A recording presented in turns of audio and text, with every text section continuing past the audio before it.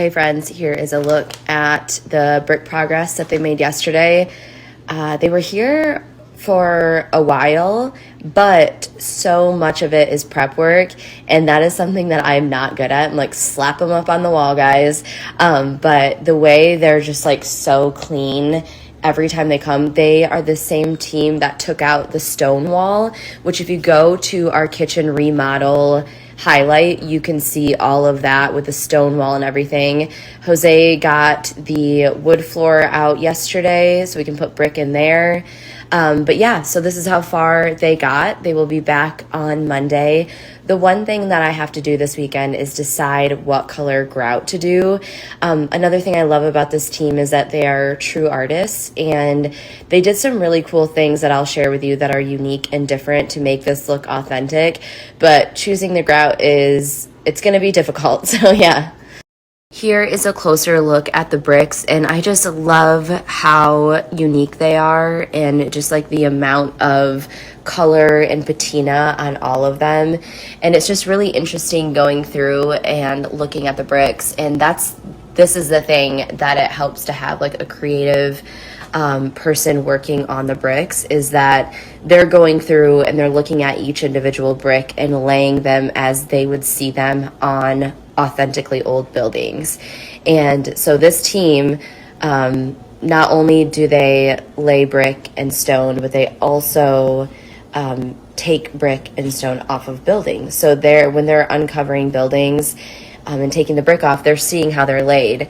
And that's just a really cool, unique thing that they're bringing into the house. Another thing that we decided to do is a lot of the pieces were broken, and they're actually using the broken pieces, like the small one here, and laying them in the. We can talk about more things that they're doing to make this wall look super authentic later, but I did want to show you the progress that they made yesterday. They'll be back on Monday, like I said, to do more. And yeah, I'm gonna pick out the grout or mortar color this weekend. I was leaning towards dark, and I'll show you some inspo photos that I had, but now I'm leaning towards lighter. But also the one thing that we haven't discussed is the fact of the matter of the stove that's going in here. And we really need to talk about that, and just the color, the style. I'm really excited to share it. It's in pieces in the garage, or I would take you out there, but it got delivered in pieces. Like I said before, it was a used item because I could never afford it new. And it's a refurbished one. But anyways, I will share more on that later and more of our decisions. One last thing about loving our brick team is one thing he taught us is that on this brick right here, you see all of those like lines and grooves up here.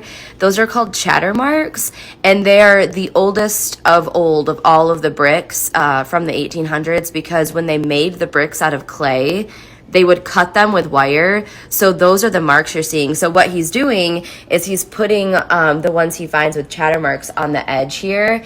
And because they look so cool and they have like the most patina and history. So I thought that was really neat. Another great thing about having just a super creative team that thinks of these kinds of things. And I'm learning so much about bricks. One thing, if you didn't know, is that these are reclaimed bricks and they slice them down. So that's just why they have this much patina, but yet they are, that flat brick. So yeah, just a cool thing.